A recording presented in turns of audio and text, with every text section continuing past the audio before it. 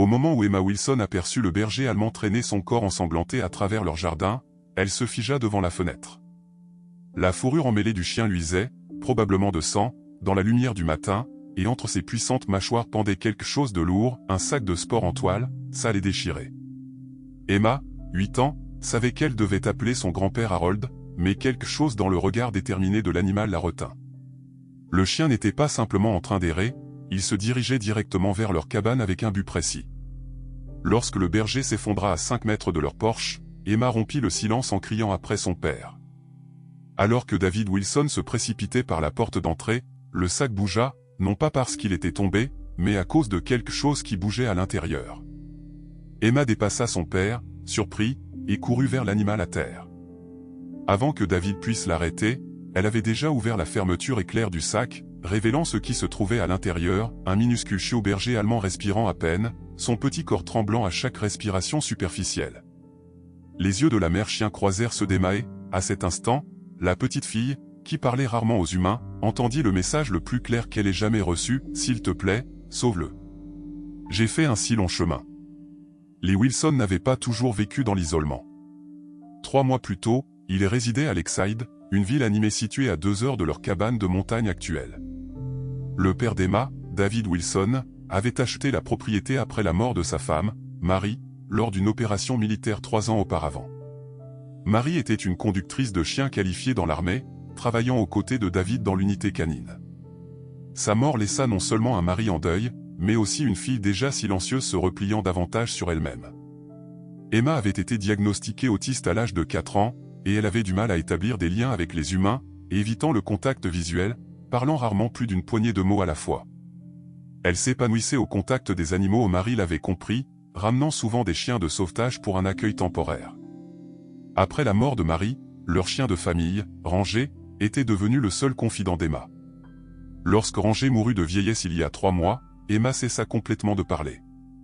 David Wilson, un homme de grande taille avec des tempes grisonnantes prématurément et des rides d'inquiétude permanentes, avait pris la décision de déménager dans la cabane de chasse de son défunt père, située dans les contreforts des Blue Ridge Mountains. Un nouveau départ, comme il l'appelait. Bien que son propre père, Harold, ait remis en question le déracinement d'un enfant déjà en difficulté, Harold Wilson, un vétérinaire retraité de 68 ans avec une couronne de cheveux argentés et des yeux patients, décida finalement de les rejoindre, incapable de supporter l'idée qu'Emma perde un autre lien. Leur voisin le plus proche était à plus de 3 km. La ville la plus proche, Pinrest, comptait un peu plus de 3000 habitants et abritait une petite clinique vétérinaire dirigée par le docteur Sarah Mitchell. David et Sarah avaient une histoire compliquée. Ils étaient sortis ensemble brièvement avant qu'ils ne rencontrent Mary, rendant leurs interactions occasionnelles nécessaires délicates. La cabane elle-même était située sur 6 hectares de terre boisée, adossée à une forêt nationale. Le garde forestier Mike Thompson venait de temps en temps, vérifiant les permis et mettant en garde contre les activités de braconnage récentes. Il s'était pris d'affection pour la tranquille Emma, apportant souvent des livres sur la faune lorsqu'il passait. La chambre d'Emma donnait sur la cour avant où une balançoire de pneus était suspendue à un chêne centenaire. C'est de cette fenêtre qu'elle aperçut pour la première fois le berger allemand blessé, ce matin de printemps, mettant en branle des événements qui allaient changer à jamais la trajectoire de leur famille brisée. Aucun d'eux n'aurait pu deviner que le voyage désespéré du chien était en quelque sorte lié à la femme même dont l'absence les avait conduits dans ces bois. David Wilson avait vu de nombreux animaux blessés pendant son service militaire, mais quelque chose dans ce berger allemand l'avait frappé différemment. Peut-être était-ce le regard intelligent et suppliant dans ses yeux ou la façon dont elle avait délibérément amené son chiot à leur porte. Alors qu'Emma berçait le chiot gémissant, David s'agenouilla à côté de la mère chien, ses mains expertes sondant doucement ses blessures. « Harold » cria-t-il par-dessus son épaule. « Apporte ma trousse de secours du garage et appelle Sarah. Dis-lui qu'on arrive avec 2 chiens gravement blessés. » Harold apparut sur le porche, téléphone portable déjà en main. Ses yeux s'écarquillèrent devant la scène qui se déroulait devant lui. « Mon Dieu » murmura-t-il, disparaissant momentanément avant de revenir avec la trousse médicale militaire que David avait conservée de son service. « Emma, chérie, je dois d'abord aider la maman chien » dit doucement David. Emma ne répondit pas verbalement, elle le faisait rarement mais elle acquiesça, ses petits doigts ne cessant jamais de caresser doucement la tête du chiot. La mère berger avait de multiples lacérations sur le flanc et David pouvait sentir au moins 2 côtes cassées. Plus inquiétant était la blessure par balle à son épaule, ancienne, partiellement cicatrisée mais infectée. Ce chien courait depuis longtemps, poussé par quelque chose de plus puissant que la douleur. Elle s'est fait tirer dessus, dit David à son père à voix basse en nettoyant la blessure. On dirait un petit calibre, peut-être du 22 long rifle. Des braconniers, très probablement. Le visage buriné d'Harold se durcit. Et elle a couru avec ses blessures tout en portant ce chiot. Elle a dû parcourir une sacrée distance. La mère chien ne grogna ni ne mordit pendant que David travaillait. Elle garda simplement les yeux fixés sur le paquet dans les bras d'Emma, comme pour s'assurer que sa mission était accomplie. « Papa, peux-tu apporter ce vieux panier pour chien de la remise et quelques couvertures? Nous devons stabiliser les deux avant de les déplacer. » Pendant qu'Harold rassemblait les fournitures, David continua son évaluation. Les médailles du chien avaient été arrachées. Il ne restait qu'un morceau effiloché de chaîne autour de son cou. Elle était gravement déshydratée et sous-alimentée, et pourtant elle avait manifestement donné le peu qu'elle avait à son chiot. Emma parla soudain, sa voix si inattendue qu'elle fit sursauter les deux hommes. Elle s'appelle Sergent. David se tourna vers sa fille, le choc évident sur son visage. Qu'est-ce que tu as dit, ma puce? Sergent, répéta Emma, ses doigts traçant des motifs invisibles sur la fourrure du chiot. Elle veut qu'on l'appelle comme ça. Harold et David échangèrent des regards. Emma n'avait pas prononcé une phrase complète depuis près de 3 mois. Le docteur Sarah Mitchell arriva 40 minutes plus tard, son vieux pick-up cahotant sur l'allée de gravier. Elle avait apporté son équipement vétérinaire mobile, une nécessité dans ces régions. Alors, ce sont nos patients, dit-elle d'un ton vif, son attitude professionnelle fermement en place, malgré la gêne entre elle et David. Elle s'agenouilla d'abord à côté de la mère chien, confirmant l'évaluation initiale de David avec des mains expertes. Tu as raison pour la blessure par balle et elle est gravement déshydratée. Le fait qu'elle soit encore en vie est une sorte de miracle. Lorsque Sarah tourna son attention vers le chiot, son expression devint plus inquiète. Malnutrition, pneumonie possible due à l'exposition. Il a peut-être 8 semaines, trop jeune pour être sans sa mère. Elle jeta un coup d'œil à Emma, qui n'avait pas lâché le chiot. Je dois l'examiner correctement, Emma. À la surprise générale, Emma transféra soigneusement le chiot dans les mains de Sarah, puis alla immédiatement s'asseoir à côté de la mère chien, plaçant sa petite main sur la tête du berger. Je ne pense pas que nous devrions déplacer l'un ou l'autre pour l'instant, décida Sarah après son examen. La mère? Sergent, interrompit doucement Emma. Sergent, corrigea Sarah avec un petit sourire. Est trop instable pour le transport. Je vais installer une intraveineuse pour les fluides et les antibiotiques ici. Le chiot a besoin de chaleur, de médicaments et d'une alimentation fréquente. Je peux vous montrer comment le gaver si nécessaire. Au cours des 3 jours suivants, la cabane des Wilson se transforma en une salle vétérinaire improvisée. La table à manger devint un poste médical, le salon une zone de récupération. David dormit sur le canapé pour être près des chiens, tandis qu'Emma refusa de quitter le chiot, dormant même sur une palette à côté de son panier. La 3e nuit, alors que le clair de lune filtrait à travers les fenêtres de la cabane, David se réveilla et trouva Emma assise en tailleur entre les 2 chiens, sa main sur la tête de Sergent. Les yeux de la mère chien étaient ouverts, alerte, malgré sa faiblesse. Elle dit merci, murmura Emma, sans se retourner.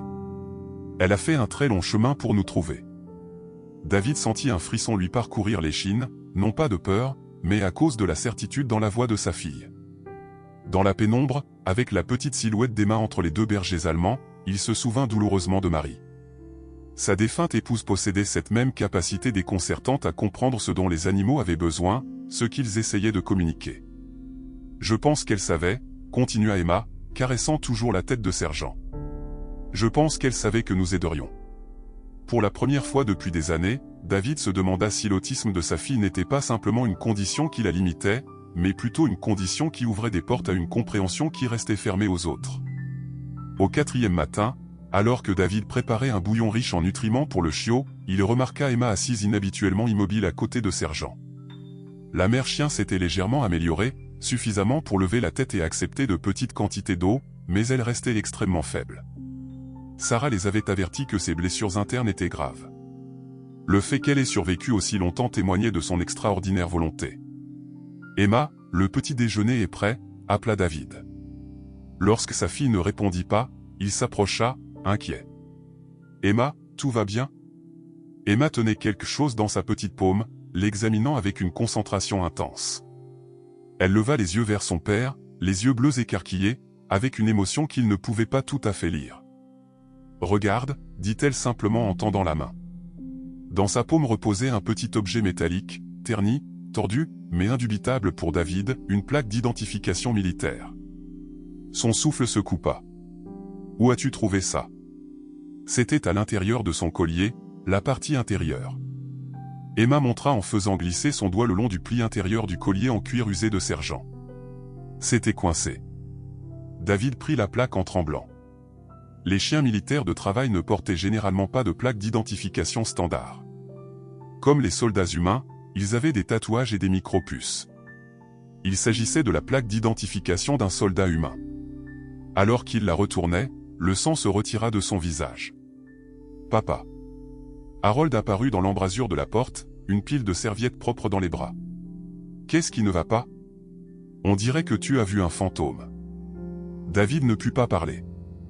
Il tendit simplement la plaque à son père. Harold plissa les yeux sur le petit rectangle métallique, puis ses yeux s'écarquillèrent. « Mary Wilson. »« Maman », termina Emma d'une voix assurée. « C'est la plaque de maman. » Le silence tomba dans la pièce. Marie avait porté 2 plaques pendant son service, comme tous les soldats. L'une avait été renvoyée avec ses effets personnels. L'autre, celle qu'ils avaient enterrée avec elle, aurait dû être placée dans son cercueil. « Ce n'est pas possible », réussit finalement à dire David. « Ce n'est pas possible. » Harold examina attentivement la plaque. « Elle est authentique, David. Regarde le motif de marquage, le numéro de service. Elle appartenait à Marie. Mais comment est-ce qu'elle a fini sur ce chien? L'unité de Marie était stationnée en Afghanistan. Ça n'a aucun sens. » David passa ses mains dans ses cheveux, un geste de détresse qu'Emma reconnaissait bien trop bien. Emma posa sa main sur la tête de sergent. « Elle nous l'a apportée », dit-elle simplement, comme si c'était la chose la plus évidente au monde. « C'est une messagère. » David fit les 100 pas dans le petit salon, son entraînement militaire luttant contre l'émotion. « Nous devons appeler Mike », décida-t-il finalement. « S'il y a des braconniers impliqués ou si ce chien a été volé dans un établissement militaire, il doit le savoir. » Le garde forestier Mike Thompson arriva cet après-midi, son camion de service forestier soulevant de la poussière sur la longue allée. Il écouta gravement pendant que David expliquait leur découverte, retournant la plaque d'identification dans ses mains calleuses. « Je suis sur la piste d'une opération de braconnage depuis des mois », admit Mike. Des clients haut de gamme chassent illégalement des animaux trophées sur des terres fédérales, mais je n'aurais jamais imaginé qu'ils s'en prendraient à des animaux militaires. Il s'agenouilla à côté de sergent, l'examinant sans la toucher. Elle a certainement été entraînée par l'armée. Regarde la façon dont elle est positionnée, protégeant son flanc, gardant des lignes de vue sur tous les points d'entrée, posture classique de chien de garde. Mais la plaque de Marie? Insista Harold. Comment expliques-tu ça? Mike secoua la tête. Je ne peux pas encore. Mais je peux passer quelques coups de fil pour voir si des chiens militaires de travail ont été portés disparus. Ce que je sais, c'est que la trouver ici avec la plaque de Marie ne peut pas être une coïncidence. Pendant que les adultes parlaient, Emma resta aux côtés du chiot. Le minuscule berger allemand avait commencé à montrer des signes d'amélioration. Sa respiration était plus forte et il avait réussi à avaler un peu de lait de remplacement dilué. Emma l'avait nommé H à cause de ses marques gris foncé, expliqua-t-elle à son grand-père, et le nom était resté. Ce soir-là, après le départ de Mike avec la promesse de revenir avec plus d'informations, Sarah arriva pour son examen quotidien. Elle fut surprise par la tension dans la maison. « Il s'est passé quelque chose ?» demanda-t-elle en préparant son stéthoscope. Le chiot semble aller mieux, en fait. David lui tendit la plaque d'identification sans dire un mot. L'attitude professionnelle de Sarah s'effrita lorsqu'elle reconnut le nom. « Oh mon Dieu !» murmura-t-elle. « David, c'est la plaque de Marie ?» Oui, sa voix était tendue, avec une émotion contrôlée. On l'a trouvée dans le collier de la mère chien. Sarah regarda de la plaque à sergent, son esprit médical travaillant clairement à travers les possibilités. Son unité entraînait des chiens, n'est-ce pas? Pourrait-il s'agir de l'un d'eux? Nous essayons de comprendre, mais la plaque manquante de Marie? C'est la partie que je n'arrive pas à expliquer. Alors que Sarah examinait sergent, ses mains douces mais minutieuses, elle s'arrêta soudainement au niveau de l'omoplate du chien. Il y a quelque chose ici, sous la peau. Je peux le sentir quand j'appuie. Elle sonda prudemment. C'est petit, peut-être de la taille d'un grain de riz. Une micropuce, suggéra Harold. Peut-être, mais ce n'est pas à l'endroit habituel. Laisse-moi prendre mon scanner. Sarah sortit un scanner portable de son sac médical et le passa sur la zone. L'appareil resta silencieux. Pas une micropuce standard, conclut-elle. Mais il y a définitivement quelque chose d'inséré là. Je pourrais l'enlever, mais dans son état. Non, décida David. Pas tant qu'elle n'est pas plus forte. Quoi que ce soit, ça a attendu tout ce temps. Cette nuit-là, Emma insista pour dormir à côté des deux chiens. Encore une fois, David descendit son oreiller et sa couverture, créant un lit de fortune sur le sol du salon. Alors qu'il l'abordait, Emma attrapa sa main, une rare initiative de contact physique qui le surprit. « Papa, dit-elle d'une voix inhabituellement claire. Maman nous les a envoyés. » David sentit sa gorge se serrer. « Ma puce, nous ne savons pas ça. Il doit y avoir une explication à la façon dont Sergent a eu la plaque de Marie. » Emma secoua la tête, frustrée par son manque de compréhension. « Non, maman a toujours dit, les chiens savent des choses que nous ne savons pas. Tu te souviens? Elle a envoyé Sergent pour nous trouver, pour nous apporter H. » Incapable de contredire la conviction de sa fille et ne voulant pas lui enlever ce moment de connexion, David lui embrassa simplement le front. « Dors bien, ma chérie. Nous allons tout comprendre demain. » Alors qu'il montait les escaliers vers sa propre chambre plus tard, David s'arrêta devant la photo de Marie sur le mur. Sa défunte épouse lui souriait, son bras autour d'un chien militaire de travail, un berger belge malinois, pas un berger allemand, mais la ressemblance dans la posture et dans les yeux intelligents était frappante. « Qu'est-ce que tu essaies de nous dire, Marie » murmura-t-il dans le couloir vide. « Qu'est-ce que je ne vois pas ?» Dans le salon en bas, Emma dormait paisiblement pour la première fois depuis des mois, une main sur la patte de Sergent, l'autre enroulée autour de Tiny H, le protégeant. 2 semaines après l'arrivée de Sergent et H à la cabane des Wilson, le foyer s'était installé dans une nouvelle routine. David avait transformé le débarras en un espace de récupération pour les chiens, avec une literie douce, des gamelles d'eau et les fournitures médicales que Sarah avait laissées pour leurs soins.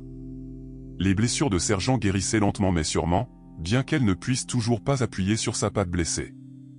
Le chiot, en revanche, était en pleine forme. H avait presque doublé son poids, son poil commençait à briller et sa personnalité enjouée se manifestait de plus en plus chaque jour. Le plus remarquable pour David et Harold, cependant, était le changement chez Emma. La petite fille qui avait à peine parlé pendant des mois bavardait maintenant constamment avec les chiens et occasionnellement avec les adultes aussi. Elle lisait des livres à voix haute à H, lui racontait des histoires sur sa mère et passait des heures à lui enseigner des ordres simples que l'intelligent chiot essayait avec empressement de suivre. C'est comme la voir revenir à la vie, remarqua Harold un soir alors qu'ils observaient Emma montrer à H comment s'asseoir correctement. L'arrière-train du chiot flottait avec hésitation avant de s'affaisser, ce qui valut de joyeux éloges de la part de sa jeune entraîneuse. Marie serait. La voix de David se brisa. Elle serait si heureuse de voir ça. Le mystère de la plaque de Marie restait irrésolu. Le garde forestier Mike avait fait des enquêtes auprès de ses contacts militaires, mais il était arrivé à des impasses. Aucun berger allemand correspondant à la description de Sergent n'avait été signalé disparu dans les installations militaires proches, et l'unité de Marie utilisait principalement des bergers belges malinois, pas des bergers allemands. Il doit y avoir une connexion que nous ne voyons pas, insista David lors de la dernière visite de Mike. Cette plaque n'était pas une coïncidence. Je suis d'accord, dit Mike en acceptant une tasse de café de Harold. Mais sans la pièce d'identité militaire officielle de Sergent ou son dossier médical, nous ne pouvons rien prouver. Et cette chose que Sarah a sentie sous sa peau. Nous attendons qu'elle soit plus forte pour enquêter là-dessus. David interrompit. Sarah dit peut-être dans une semaine. Leur conversation fut interrompue par un coup sec à la porte d'entrée. David ouvrit et trouva Linda Mercer, la directrice de l'école élémentaire de Pinrest, debout sur son porche. « Monsieur Wilson » commença-t-elle sans préambule. « Je suis venu discuter de l'absence prolongée d'Emma. Cela fait 2 semaines qu'elle n'a pas été à l'école. » David soupira. Dans le chaos des soins aux chiens, il avait négligé d'informer officiellement l'école de l'instruction à domicile d'Emma. « Je suis désolé, Madame Mercer, avec tout ce qui se passe ici, j'ai entendu parler des chiens, interrompit-elle, son ton indiquant clairement ce qu'elle pensait de la situation. Toute la ville en parle. Mais l'éducation d'Emma ne peut pas passer au second plan à cause du sauvetage d'animaux de compagnie. Monsieur Wilson, ce ne sont pas des animaux de compagnie. La voix d'Emma venait derrière David. Elle se tenait dans le couloir, hache blottie dans ses bras. C'est de la famille. L'expression de Madame Mercé s'adoucit légèrement à la vue d'Emma parlant réellement. Bonjour Emma, tu nous manques à l'école. Son regard revint à David, se durcissant à nouveau. Monsieur Wilson, il y a des inquiétudes. Un enfant autiste a besoin de structure, de soutien professionnel et, franchement, il y a des questions sur la sécurité de garder un chien errant blessé et son chiot à la maison. Qui exactement a ces inquiétudes? Harold les rejoignit à la porte, son attitude normalement amicale remplacée par une raideur protectrice. Plusieurs parents ont appelé l'école et les services de protection de l'enfance ont été avertis. David sentit un poids froid s'installer dans son estomac. Les services de protection de l'enfance, parce que nous aidons des animaux blessés? Parce que vous avez retiré un enfant déjà vulnérable de son système de soutien pour vivre dans l'isolement avec des animaux potentiellement dangereux. Madame Mercé redressa sa veste. Une assistante sociale viendra la semaine prochaine pour évaluer la situation. Je vous suggère de vous préparer en conséquence. Après son départ, les trois Wilson restèrent silencieux jusqu'à ce qu'Ash gémisse doucement dans les bras d'Emma. Ils ne peuvent pas les emmener, dit Emma, sa voix petite mais déterminée. Ils nous appartiennent. Personne n'emmène personne, l'assura David, bien que l'incertitude le rongeait. Va voir si Sergent va bien, d'accord? Grand-père et moi devons parler. Une fois qu'Emma fut hors de portée de voix, Harold secoua la tête d'un air sombre. Ça pourrait se compliquer. David, Linda Mercé siège au conseil municipal avec Roy Bennett, le guide de chasse. Qu'est-ce qu'il a à voir avec ça? Il est aussi éleveur, de bergers allemands en particulier, et il essaie d'acheter cette parcelle de forêt nationale qui borde notre propriété, la même zone où Mike enquête sur le braconnage. David traita cette information lentement. Tu penses qu'il y a un lien? Je pense que les petites villes ont de longues mémoires et des politiques compliquées, répondit Harold. Et je pense que quelqu'un ne veut pas que nous regardions de trop près d'où viennent ces chiens. Le lendemain après-midi, comme invoqué par leurs soupçons, le camion éclaboussé de boue de Roy Bennett arriva sur leur allée. L'homme qui en sortit était grand et corpulent, avec un visage buriné, partiellement caché derrière une barbe poivre et sel. Il se tenait avec la confiance de quelqu'un habitué à l'autorité. Wilson, fit-il en hochant la tête vers David. J'ai entendu dire que vous aviez trouvé des chiens errants. David se posta carrément dans l'embrasure de la porte. Que puis-je faire pour vous, Bennett? Eh bien, je pourrais peut-être vous aider. Il me manque une bergère, un stock de reproduction précieux. La description correspond à celle que vous avez trouvée. Je serai prêt à la prendre, elle et le chiot, pour vous éviter la peine de les soigner. Son sourire n'atteignait pas ses yeux. Je vous dédommagerai même pour votre temps. Ces chiens ne sont pas à vendre, répondit sèchement David. Et si c'étaient les vôtres, pourquoi un chien de reproduction précieux aurait-il une blessure par balle et la plaque militaire de ma défunte épouse dans son collier? L'expression de Bennett vacilla brièvement avant de se remettre en amabilité forcée. Plaque militaire? Je ne sais rien à ce sujet. Quant à la blessure, elle s'est probablement battue avec des coyotes après s'être échappée. Disparue depuis des mois. Avez-vous des papiers, une preuve de propriété? Harold les avait rejoints, son ton trompeusement désinvolte. Bien sûr que oui. Dans mon bureau. Je peux vous les apporter demain. Le regard de Bennett voyagea au-delà d'eux, à l'intérieur de la maison. C'est ce chiot-là. David se tourna et vit Emma debout dans le couloir, hache tenue contre sa poitrine pour le protéger. Ses yeux étaient écarquillés avec une émotion que David reconnut immédiatement, la peur. Je crois qu'il est temps que vous partiez, dit David calmement. Et ne revenez pas sans un shérif et une preuve documentée que ces chiens sont à vous. Vous faites une erreur, Wilson. Ces chiens sont une propriété précieuse. Au revoir, monsieur Bennett, dit fermement Harold en s'avançant pour fermer la porte. Alors que le camion de Bennett disparaissait dans l'allée, David se tourna vers Emma. Ash a eu peur quand cet homme est venu? Emma secoua la tête, son expression inhabituellement intense. Pas Ash, sergent. Elle le connaît. Elle a peur. David et Harold échangèrent des regards. Comment peux-tu le savoir, ma chérie ?» demanda doucement Harold. « Elle me l'a dit », répondit Emma simplement, comme si c'était la chose la plus naturelle au monde. « Pas avec des mots, mais je sais. » Elle ramena Ash vers le débarras. « Elle dit que c'est un méchant. Il fait du mal aux chiens. » Plus tard ce soir-là, alors qu'Emma se préparait à aller au lit, David appela Sarah Mitchell. « J'ai besoin que tu viennes examiner Sergent demain. Quoi qu'il y ait sous sa peau, nous devons savoir ce que c'est maintenant. » « Son état est encore fragile, David, » avertit Sarah. « Toute intervention comporte des risques. Bennett est venu aujourd'hui en prétendant qu'elle lui appartient. Quelque chose ne va pas, Sarah. S'il y a des preuves qui pourraient la protéger, nous en avons besoin. » Sarah arriva tôt le lendemain matin avec sa trousse médicale et une expression sombre. « Je ferai ça à une condition, si l'enlèvement de quoi que ce soit sous sa peau cause des complications, tu me laisses l'emmener immédiatement à ma clinique, d'accord ? » « D'accord, » dit David, bien que l'idée que Sergent quitte leur protection le mettait mal à l'aise. « J'aimerais aider, » annonça Emma, apparaissant dans l'embrasure de la porte avec Ash à ses talons. Le chiot était devenu son ombre, la suivant partout avec une attention dévouée.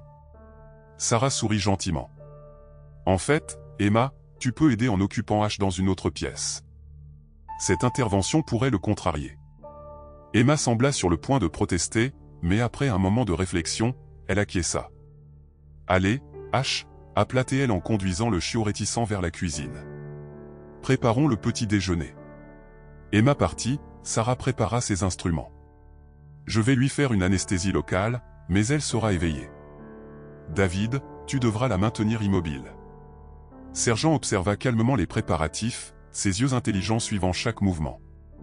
Lorsque David s'agenouilla à côté d'elle, murmurant des paroles rassurantes, elle posa sa tête sur son genou dans un geste de confiance qui lui serra la gorge de façon inattendue. L'intervention dura moins de 10 minutes. Les mains expertes de Sarah firent une petite incision, sondèrent doucement et extraire un minuscule objet, pas plus gros qu'un grain de riz. « Qu'est-ce que c'est » demanda Harold en se penchant. Sarah plaça l'objet sur une compresse propre. Ce n'est pas une micropuce d'identification standard. On dirait plutôt un dispositif de suivi. David fixa le minuscule cylindre. Quelqu'un la suivait. « Pourquoi, je ne sais pas » admit Sarah en nettoyant et en refermant la petite plaie. « Mais je suppose que Roi Bennett pourrait avoir quelques réponses. » Comme par hasard, le bruit de véhicules approchant attira leur attention. David se dirigea vers la fenêtre, se crispant lorsqu'il reconnut le camion de Bennett, suivi d'une voiture de patrouille du shérif. « Ils sont là » dit-il d'un ton sombre. « Papa, mets cet appareil en lieu sûr. Sarah, reste avec Sergent. » Harold empocha rapidement le minuscule traceur tandis que David sortait pour accueillir leurs visiteurs. Le shérif Tom Grantham, un homme que David connaissait de vue, se tenait à côté de Bennett, qui serrait un dossier de papier. « Monsieur Wilson, » commença le shérif formellement, « Monsieur Bennett a déposé une plainte affirmant que vous êtes en possession de sa propriété, plus précisément une femelle berger allemand et son chiot. Il a des documents. » Il fit un geste vers le dossier. « Nous aimerions vérifier ces dires. »« Bien sûr, » répondit David calmement, « mais vous devez savoir que la chienne en question est arrivée ici gravement blessée, avec une blessure par balle correspondant à une carabine de petit calibre. Elle avait également la plaque d'identification militaire de ma défunte femme incrustée dans son collier, et nous venons de retirer ce qui semble être un dispositif de suivi non autorisé sous sa peau. » L'expression du shérif resta neutre, mais ses yeux s'aiguisèrent d'intérêt. « Un dispositif de suivi ? C'est ridicule, » intervint Bennett. « Wilson invente des histoires pour garder un précieux stock de reproduction. » Le shérif David continua calmement. « Je crois que ces chiens sont liés à l'opération de braconnage sur laquelle travaille le garde forestier Thompson, et je crois que Monsieur Bennett sait exactement comment la plaque militaire de ma femme s'est retrouvée sur ce chien. » L'impasse aurait pu se poursuivre, mais à ce moment-là, la voix d'Emma retentit depuis l'embrasure de la porte. Elle ne lui appartient pas. Elle essayait de s'échapper de lui. Toutes les têtes se tournèrent pour voir la petite fille se tenir résolument dans l'entrée, Ash, maintenant à ses pieds plutôt que dans ses bras. Le chiot, sentant la tension, se pressa contre les jambes d'Emma, mais fit face aux étrangers avec une attention soutenue. « Emma, rentre à l'intérieur, » dit doucement David. « Non. » La voix d'Emma était plus forte que David ne l'avait entendue depuis des années. Elle fit un pas en avant, ses yeux bleus fixant Bennett avec défi. « Sergent, c'est ce que tu as fait. Tu blesses les chiens, tu les fais se battre, tu les utilises pour la chasse quand ce n'est pas permis. Le visage de Bennett se noircit. Contrôlez votre gamine, Wilson. Le shérif leva une main pour le faire taire. Jeune fille, ce sont de graves accusations. Comment pouvez-vous savoir de telles choses? Emma s'agenouilla pour enrouler un bras autour d'Ash, qui avait commencé à trembler. Sergent me l'a montré, pas avec des mots, mais je sais. Shérif, grogna Bennett, j'ai des papiers ici même qui prouvent la propriété. Allez-vous faire appliquer la loi ou écouter les contes de Fedun? Choisissez vos prochains mots avec soin, Bennett, interrompit David, sa voix mortellement calme. La tension fut brisée par l'arrivée du camion des services forestiers du garde forestier Mike. Il en sortit, paraissant inhabituellement officiel dans son uniforme complet. Shérif, acquiesça-t-il, content de vous avoir trouvé. J'ai quelque chose que vous devez voir. Il s'approcha en tenant une tablette. Nous venons de recevoir les résultats du laboratoire d'état de la faune, des échantillons de sang provenant de 3 élans chassés illégalement sur des terres fédérales. Et, monsieur Bennett, vous serez intéressé de savoir que les échantillons de poils prélevés sur les mêmes sites correspondent à une lignée spécifique de bergers allemands, votre lignée, selon les registres d'élevage. Le visage de Bennett avait pâli sous son bronzage. Ça ne prouve rien. Peut-être pas en soi, concéda Mike, mais combiné aux données de suivi par satellite montrant vos parties de chasse dans des zones interdites à ces dates exactes, et aux témoignages de 3 anciens clients qui ont décidé de coopérer plutôt que de faire face à des accusations, il laissa l'implication planer dans l'air. Le shérif étudia Bennett avec une nouvelle suspicion. Monsieur Bennett, je pense que nous devons poursuivre cette conversation à mon bureau. Il se tourna vers David. La revendication de propriété est suspendue en attendant l'enquête. Les chiens peuvent rester ici pour l'instant. Alors que le shérif escortait un Bennett protestant vers la voiture de patrouille, Mike s'approcha de David avec un sourire sinistre. Ce dispositif de suivi dont vous avez parlé, j'aimerais le voir. Il pourrait être la dernière pièce dont nous avons besoin pour relier Bennett à un réseau de braconnage interétatique que nous essayons de démanteler depuis des années. Une fois les véhicules partis, la tension dans le foyer Wilson laissa place à un soulagement prudent. Sarah termina son traitement de sergent tandis que Harold expliquait ce qu'ils avaient appris à Emma en termes adaptés à son âge. La petite fille écouta solennellement, puis retourna dans le sas pour s'asseoir avec les 2 chiens. Elle est en train d'assimiler, expliqua Harold à Sarah, Emma comprend plus qu'elle ne peut parfois l'exprimer. Sarah acquiesça en rangeant son matériel médical. Le lien qu'elle a avec ses chiens est remarquable, surtout compte tenu de son autisme. Ce n'est pas malgré son autisme, corrigea doucement David, je commence à penser que c'est grâce à lui. Marie disait toujours qu'Emma voyait les choses différemment, pas moins, juste différemment. Ce soir-là, après que Sarah et Mike furent partis avec la promesse de revenir le lendemain, David trouva Emma endormie entre les 2 bergers allemands. Sergent s'était placé de manière protectrice dans le dos de la fillette tandis qu'Ash était recroquevillé contre sa poitrine. La scène provoqua une vague d'émotions inattendues, le chagrin se mêlant à quelque chose qui ressemblait étrangement à de l'espoir. Harold apparut à côté de lui, sa voix douce d'émerveillement. En toutes mes années de travail avec les animaux, je n'ai jamais rien vu de tel. C'est comme si, s'interrompit David en voyant son père hésiter.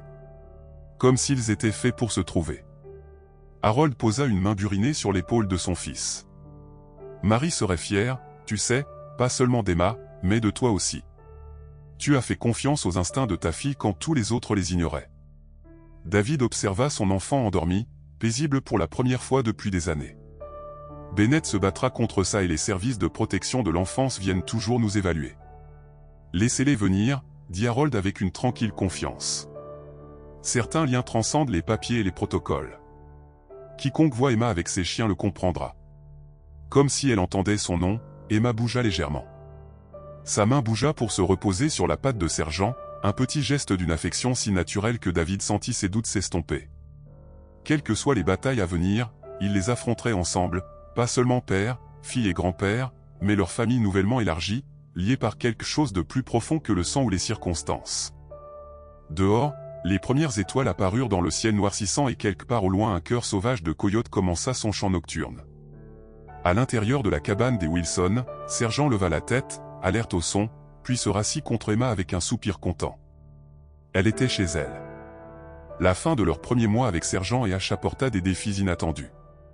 Emma s'épanouissait, parlait plus, souriait, acceptant même souvent les appels vidéo avec son professeur pour continuer à faire quelques devoirs à la maison. Les blessures de Sergent avaient presque guéri et elle avait commencé à faire de courtes promenades autour de la propriété, toujours alerte, toujours observant la ligne de la forêt comme si elle s'attendait à ce que le danger émerge à tout moment, tandis qu'Ash se transformait en un chiot énergique dont les pitreries apportaient chaque jour des rires dans la cabane. Mais alors que le temps se dirigeait vers l'été, des nuages sombres s'amoncelèrent, au sens propre comme au figuré, au-dessus de la famille Wilson. Les premiers signes de trouble apparurent lorsque Sergent refusa son petit déjeuner un matin. La chienne, normalement si disciplinée, renifla la gamelle que David lui offrait, puis se détourna, se dirigeant péniblement vers son panier dans le coin du sas. Ce n'est pas son genre, remarqua Harold, observant avec inquiétude. Elle n'a pas manqué un repas depuis cette première semaine. David s'agenouilla près du berger allemand, passant des mains expertes le long de son corps. Elle autorisa son examen, mais gémit doucement lorsqu'il toucha son abdomen. Elle est chaude, dit-il, sentant ses oreilles, et il y a un gonflement ici près de l'ancienne blessure. Il appela immédiatement Sarah. La vétérinaire arriva dans l'heure qui suivit, le visage sombre alors qu'elle examinait Sergent. L'infection est de retour, confirma-t-elle, pire qu'avant. Les fragments de balles qui m'inquiétaient ont bougé et il y a une inflammation interne importante. Elle leva les yeux vers David, son attitude professionnelle masquant à peine son inquiétude. Elle a besoin d'une opération, David, d'une vraie opération, pas seulement des soins d'urgence que je peux prodiguer ici. Quoi qu'il faille faire, dit David sans hésitation, quand pouvez-vous le faire? Sarah secoua la tête. C'est ça le problème. Ma clinique n'est pas équipée pour ce niveau d'opération. Elle a besoin d'un centre de chirurgie vétérinaire. Le plus proche est à Bristol, à presque 3 heures d'ici. Alors nous irons à Bristol, déclara David fermement. Ce n'est pas si simple. Sarah baissa la voix, jetant un coup d'œil vers Emma, qui était dans la cuisine avec Ash. L'opération est chère, spécialisée, on parle de plusieurs milliers de dollars, et elle hésita. Il y a un risque important. Son système est déjà compromis par l'infection et la malnutrition prolongée. Avant que David ne puisse répondre, Emma apparut dans l'embrasure de la porte, Ash perché dans ses bras comme une sentinelle à fourrure. Sergent est vraiment malade, n'est-ce pas? La franchise de sa question surprit les adultes. Sarah acquiesça, n'ayant jamais été du genre à édulcorer la vérité, même pour les enfants. Oui, Emma, elle est très malade. Elle a besoin d'une opération pour aller mieux. Alors nous devons l'emmener, dit simplement Emma, comme si la question était réglée. Papa a toujours le fonds spécial de maman, celui pour les urgences. David ressentit une pointe de culpabilité. Il n'avait pas réalisé qu'Emma était au courant du petit versement d'assurance suite à la mort de Marie qu'il avait gardé pour l'éducation future d'Emma. Mais bien sûr qu'elle le savait. Emma ne manquait rien, même lorsqu'elle semblait déconnectée des conversations autour d'elle. Nous trouverons une solution, promit-il, rencontrant le regard déterminé de sa fille. Sarah, pouvez-vous prendre les dispositions nécessaires? Nous pouvons partir aujourd'hui. Sarah acquiesça, tendant déjà la main vers son téléphone. Je vais appeler le docteur Brennan au centre de chirurgie vétérinaire Métro. Si nous partons dans l'heure qui suit, nous pouvons y arriver avant qu'ils ne ferment leur accueil. Les 45 minutes suivantes passèrent dans un tourbillon d'activités. Harold prépara un sac de voyage pour David et Emma, tandis que David déplaçait prudemment Sergent à l'arrière de son SUV, créant un lit de fortune avec des couvertures et des oreillers. Emma insista pour emmener Ash, refusant d'être séparé de l'un ou l'autre chien. Grand-père prendra bien soin de lui, David essaya de raisonner. Non, la voix d'Emma était ferme. Ash doit être là. Sergent aura peur sans lui. Finalement, ils trouvèrent un compromis, Ash viendrait à Bristol mais resterait dans un hôtel acceptant les animaux avec Emma pendant que Sergent subirait son opération. Harold resterait à la cabane au cas où Roi Bennett ou ses alliés tenteraient quoi que ce soit en leur absence.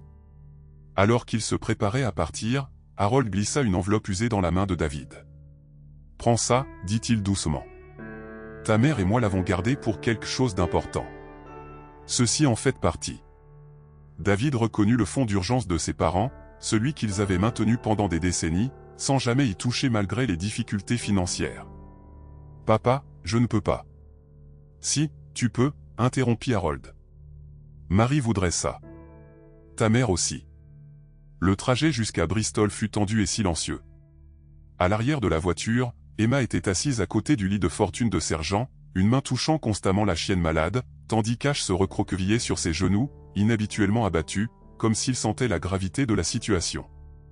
Sarah avait suivi dans son propre véhicule, maintenant le contact téléphonique avec le centre de chirurgie.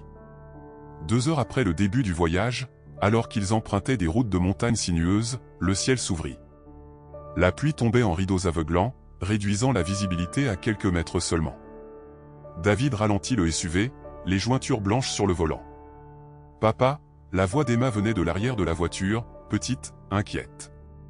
Sergent respire bizarrement. David jeta un coup d'œil rapide en arrière, la peur le saisissant lorsqu'il vit la respiration difficile de Sergent et la façon dont ses yeux s'étaient vitrés. « Sarah !» Il parla d'urgence dans le haut-parleur du téléphone. « Quelque chose ne va pas. Elle se détériore. À combien de temps sommes-nous de Bristol ?» La voix de Sarah crépita à travers la connexion. « Au moins 40 minutes dans ce temps. Il y a une petite clinique vétérinaire à Cedar Grove, » dit Sarah après un moment de réflexion. « C'est à environ 10 minutes, juste à côté de la route 16. Le docteur Jenkins n'est pas un chirurgien spécialisé, mais il pourrait être capable de la stabiliser. » David prit la décision instantanément. « Envoie-moi l'adresse par SMS. » La clinique rurale était à peine plus qu'une maison transformée avec un petit panneau lumineux à peine visible sous l'averse. David se gara sur le parking de gravier et sortit de la voiture avant que le moteur ne s'arrête complètement, se précipitant sous la pluie jusqu'à la porte d'entrée. Elle était fermée à clé. Il frappa désespérément, un soulagement le submergeant lorsqu'une lumière s'alluma à l'intérieur. Un homme âgé en pull et lunettes de lecture ouvrit la porte, la surprise évidente sur son visage usé. « Nous sommes fermés, mais... » L'homme s'arrêta lorsqu'il remarqua le désespoir trempé de David. « Qu'est-ce qui s'est passé ?»« Ma chienne, » réussit à dire David. « Elle est gravement malade. Infection interne due à une blessure par balle.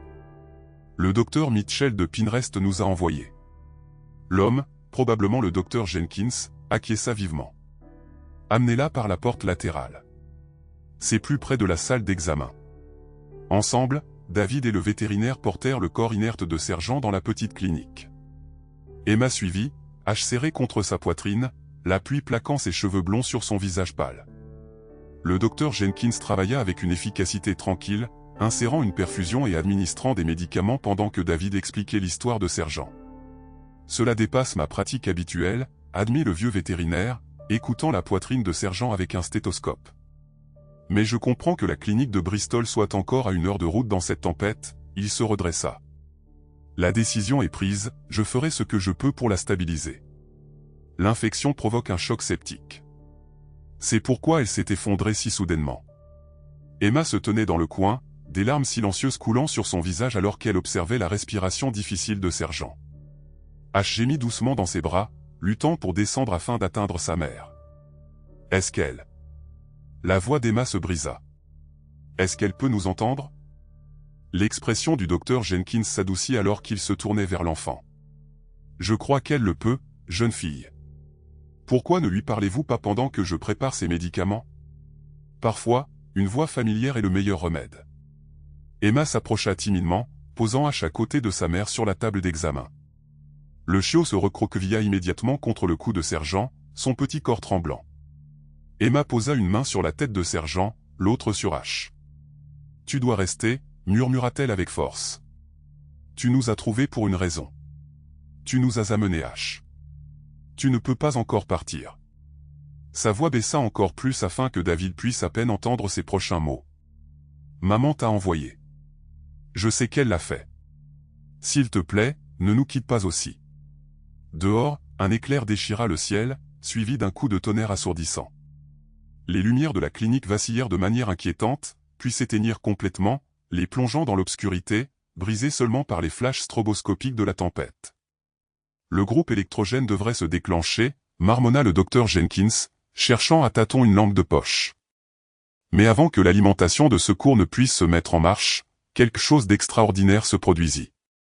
Dans la brève illumination électrique bleutée d'un autre éclair, David vit les yeux de Sergent s'ouvrir. Le berger allemand leva faiblement la tête, le nez pressé contre le visage d'Emma strié de larmes, comme pour puiser de la force dans l'enfant. « Papa !» cria Emma. « Elle est réveillée. » Le groupe électrogène bourdonna pour se mettre en marche, les lumières de secours éclairant la pièce d'une douce lueur. Le docteur Jenkins retourna auprès de sergent, l'étonnement évident alors qu'il vérifiait ses signes vitaux. Son rythme cardiaque se stabilise, confirma-t-il. Je ne sais pas comment, mais elle se bat. Pendant les 2 heures suivantes, ils restèrent en veille auprès de sergent. La tempête faisait rage à l'extérieur, rendant tout voyage plus loin impossible. Mais à l'intérieur de la petite clinique, une force différente semblait à l'œuvre. L'état de sergent s'améliora régulièrement grâce aux soins du docteur Jenkins et à l'attention inébranlable d'Emma. Sarah arriva juste au moment où la pluie commença à se calmer et, trempée et inquiète, elle s'entretint avec le docteur Jenkins à voix basse, passant en revue son traitement et la réponse de sergent. « C'est remarquable », admit Sarah à David. Les médicaments qu'il a administrés ne devraient normalement pas produire une amélioration aussi spectaculaire. C'est presque comme si... Comme si quoi, demanda David en la voyant s'interrompre. Sarah secoua la tête, comme si elle refusait simplement d'abandonner. Elle observa Emma, qui s'était endormie sur une couverture sur le sol, un bras autour d'Ash, l'autre tendu pour maintenir le contact avec sergent sur la table d'examen. Ce lien entre votre fille et ses chiens, c'est quelque chose de spécial, David, quelque chose que je ne peux pas expliquer médicalement. Marie disait toujours que l'amour était le médicament le plus puissant, répondit doucement David. J'ai toujours pensé que c'était juste un joli sentiment. À minuit, la tempête était passée. L'état de sergent s'était suffisamment stabilisé pour que le docteur Jenkins se sente à l'aise de la rendre aux soins de David, avec pour instruction de se rendre à Bristol le matin pour l'opération toujours nécessaire. Elle n'est pas hors de danger, avertit-il alors qu'il les aidait à installer sergent à l'arrière du SUV. Mais elle a fait preuve d'une résilience remarquable. Quoi que vous fassiez, continuez à le faire. Ils trouvèrent un motel acceptant les animaux à quelques kilomètres de là. La femme âgée à la réception jeta un coup d'œil à leur étrange groupe, un homme épuisé, un enfant endormi porté dans ses bras, un chiot blotti dans sa veste et un grand berger allemand, clairement malade, guidé doucement vers la chambre, et les surclassa silencieusement dans une suite plus grande au rez-de-chaussée, sans supplément. À l'intérieur de la chambre, David créa un autre lit de fortune pour sergent près du radiateur, administra les médicaments que le docteur Jenkins avait fournis et s'autorisa finalement à s'effondrer dans une chaise, l'adrénaline des dernières heures laissant place à une fatigue profonde et tenace. Emma, qui s'était réveillée pendant le transfert au motel, était assise les jambes croisées à côté de sergent, H blotti sur ses genoux. Les yeux de sergent restèrent fixés sur le visage de l'enfant, une expression d'une telle dévotion qu'elle serra la gorge de David. « Papa » dit soudain Emma, sa voix claire dans la pièce calme. Je sais pourquoi sergent avait la plaque de maman. David se redressa, la fatigue momentanément oubliée. Que veux-tu dire, Emma? Maman l'a entraîné avant, Emma caressa les oreilles d'Ash distraitement. Pas pour l'armée, pour moi.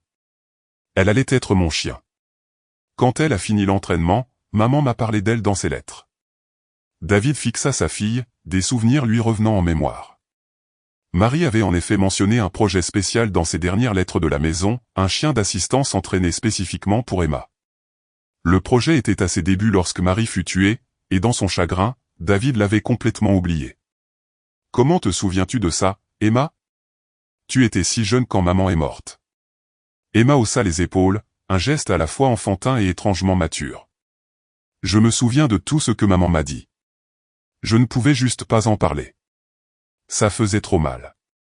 David bougea pour s'asseoir à côté de sa fille, posant prudemment un bras autour de ses petites épaules. Pourquoi ne m'as-tu pas dit plus tôt que tu te souvenais de sergent? Je n'étais pas sûr au début, admit Emma, mais ensuite j'ai vu la plaque et j'ai commencé à me souvenir. Maman a dit qu'elle était spéciale, qu'elle m'aiderait quand les choses deviendraient trop fortes ou effrayantes. Elle a dit que sergent trouverait toujours son chemin vers moi, quoi qu'il arrive. Les yeux de David s'emplirent de larmes alors que les pièces se mettaient en place. Le dernier cadeau de Marie à leur fille avait en quelque sorte, contre toute attente, rempli son objectif, pas de la manière dont il l'avait prévu, mais d'une manière qui signifiait peut-être encore plus. À l'extérieur de la fenêtre du motel, les nuages se séparèrent, révélant un ciel rempli d'étoiles. À l'intérieur, sergent soupira profondément, se détendant finalement dans un vrai sommeil, maintenant que sa famille était réunie en toute sécurité autour d'elle. Demain apporterait de nouveaux défis, une opération, une convalescence, la bataille continue avec ceux qui cherchaient à la revendiquer. Mais ce soir, dans cet instant, quelque chose de longtemps brisé avait commencé à guérir. L'opération de sergent au centre de chirurgie vétérinaire de Bristol fut un succès, mais le chemin de la convalescence s'avéra plus difficile que quiconque ne l'avait prévu. Le docteur Brennan, une femme au visage sévère avec 3 décennies d'expérience, avait retiré les fragments de balles restants et réparé les dommages internes avec une précision méticuleuse. Elle s'était montrée prudemment optimiste en parlant à David après coup. « Elle est forte », avait dit la chirurgienne, passant en revue les notes post-opératoires. Remarquablement, compte tenu de ce qu'elle a traversé, mais la convalescence prendra du temps et il n'y a aucune garantie. L'infection septique a causé des dommages considérables. Pendant 3 jours, ils étaient restés à Bristol. Emma refusa de quitter la salle d'attente du centre vétérinaire pendant les heures de visite, sa petite forme recroquevillée dans des chaises en plastique inconfortables. Ash se tassa tranquillement à côté d'elle, comme s'il comprenait le besoin de patience. Lorsqu'ils étaient autorisés à de brèves visites à Sergent, Emma s'asseyait à côté de la chienne en convalescence, murmurant des encouragements que personne d'autre ne pouvait entendre. Le 4e jour, le docteur Brennan autorisa finalement la sortie de Sergent avec une longue liste de médicaments, des instructions de soins et des rendez-vous de suivi. Le voyage de retour fut considérablement moins pénible que leur voyage à Bristol, mais une tension différente emplit la voiture, la conscience que si une bataille avait été gagnée, la guerre était loin d'être terminée. Ils arrivèrent à la cabane et trouvèrent Harold qui attendait anxieusement sur le porche. Son soulagement de voir Sergent vivant était palpable, mais il fut rapidement éclipsé par les nouvelles qu'il partagea. « Les services de protection de l'enfance ont appelé hier », dit-il doucement à David alors qu'il transférait prudemment Sergent à son panier à l'intérieur. « Ils ont programmé une visite à domicile pour demain matin. Et ce n'est pas tout. L'avocat de Bennett a déposé une requête pour une audience d'urgence concernant la propriété des chiens. Elle est prévue pour la semaine prochaine. » David assimila ces informations avec une sombre résignation. Nous savions qu'il n'abandonnerait pas facilement. Il y a autre chose. Harold hésita. Mike Thompson est passé. Le dispositif de suivi qu'ils ont trouvé sur Sergent correspond à d'autres récupérés sur la propriété de Bennett lors de leur enquête. Ils sont en train de monter un dossier solide contre lui pour des activités de chasse illégales. Mais le procureur hésite à inclure les chiens dans l'affaire, dit que cela complique les choses, surtout avec le litige de propriété en cours. David jeta un coup d'œil vers le sas où Emma installait Sergent dans son panier, Ash planant de manière protectrice à proximité. « Nous nous battrons contre ça, papa, à chaque étape du chemin. » Mais le combat s'avéra plus difficile que prévu. L'assistante sociale des services de protection de l'enfance qui arriva le lendemain matin, une jeune femme nommée Jessica Rivera, avec un bloc-notes et une expression soigneusement neutre, passa 2 heures à inspecter la cabane, à interroger David et Harold et à observer les interactions d'Emma avec les 2 chiens. Bien qu'elle restât professionnellement détachée, son inquiétude était évidente lorsqu'elle examina les dossiers scolaires d'Emma et nota le retard important dans l'éducation formelle. « Monsieur Wilson, dit-elle alors qu'elle s'apprêtait à partir, je comprends que votre fille ait formé un attachement à ces animaux, mais mon travail est de veiller à ce que ses besoins en matière de développement soient satisfaits. Un enfant autiste a besoin d'un soutien spécialisé, éducatif, social, thérapeutique. Je ne vois pas de preuve de cela ici. » Avec tout le respect que je vous dois, mademoiselle Rivera, rétorqua David, luttant pour garder sa voix égale. Emma a fait plus de progrès dans les mois qui ont suivi l'arrivée de ses chiens que dans les 2 années précédentes. Elle parle à nouveau. Elle s'engage. Demandez à son professeur ce qu'il pense des séances vidéo qu'ils ont eues. Un mois d'amélioration ne compense pas des années d'inquiétude, répondit Rivera. Et il y a la question de la sécurité. Ce ne sont pas des animaux de compagnie typiques, monsieur Wilson. L'un se remet d'une opération importante après une blessure par balle avec un historique inconnu. Le litige de propriété soulève des questions supplémentaires. Ce ne sont pas juste des animaux de compagnie, la voix d'Emma venait du couloir, surprenant les 2 adultes. Elle se tenait la tenant hache. Son expression, inhabituellement féroce pour une enfant de 8 ans, Sergent, était le dernier cadeau de ma maman. Elle l'entraînait pour moi avant de mourir.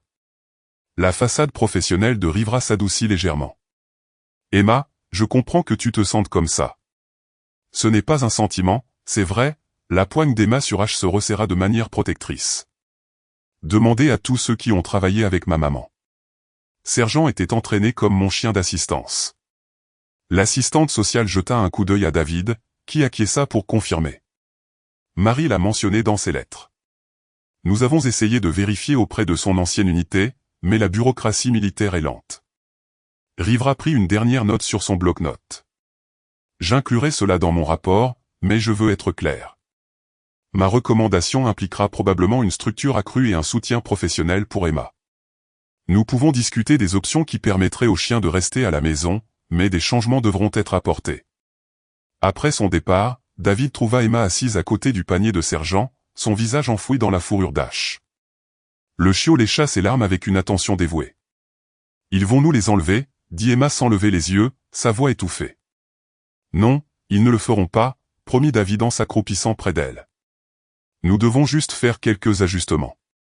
Peut-être te faire suivre une thérapie plus structurée, retourner à l'école à temps partiel. » Il tourna doucement son visage vers le sien. « Nous trouverons une solution, et ensemble. » Pendant un instant, il sembla que ses paroles rassurantes avaient fonctionné. Emma acquiesça et réussit même à esquisser un petit sourire. Mais cette nuit-là, le véritable poids de la situation se manifesta de manière inattendue. David se réveilla au son des aboiements frénétiques d'Ash, non pas ses jappements enjoués habituels, mais des sons urgents et alarmés. Il s'est précipité dans la chambre d'Emma, la trouvant vide. Puis il a suivi les aboiements jusqu'au vestiaire. Emma était recroquevillée à côté de Sergent sur le lit du chien, sanglotant inconsolablement. Sergent, malgré son état de faiblesse, s'était positionné partiellement au-dessus de l'enfant dans une posture protectrice, tandis qu'Ash continuait ses aboiements désespérés, tournant autour d'eux deux. Emma, David s'est agenouillé à côté d'eux, le cœur battant la chamade. « Qu'est-ce qui ne va pas ? Tu es blessé ?» Emma était incapable de parler à cause de ses sanglots. Harold est apparu dans l'embrasure de la porte, alarmé par la commotion. « Elle fait une crise », a-t-il dit, reconnaissant les signes des premières années d'Emma. Ça monte depuis le départ de l'assistante sociale. Ils avaient géré les crises d'autisme d'Emma avant les réactions émotionnelles accablantes qui survenaient lorsqu'elle ne pouvait pas traiter ou exprimer l'intensité de ses sentiments. Mais celle-ci semblait différente, plus profonde en quelque sorte. Il a fallu près d'une heure pour la calmer suffisamment pour qu'elle parle de manière cohérente. Ils vont prendre Sergent et Ash, a-t-elle finalement réussi à articuler entre deux sanglots entrecoupés de hoquets. Comme ils ont pris maman, tout le monde part. David a senti son cœur se briser face à la peur brute dans la voix de sa fille. Maman n'est pas partie par choix, Emma. Elle serait restée avec nous pour toujours si elle avait pu. Sergent partira aussi, a insisté Emma, s'accrochant au berger allemand. Elle est de nouveau malade, je le sens. Le regard de David s'est brusquement porté sur Sergent, réalisant avec une horreur naissante que l'intuition d'Emma était correcte. La respiration du chien était redevenue laborieuse et elle semblait inhabituellement léthargique, même compte tenu de son opération récente. Un appel frénétique au service vétérinaire d'urgence a confirmé leurs craintes.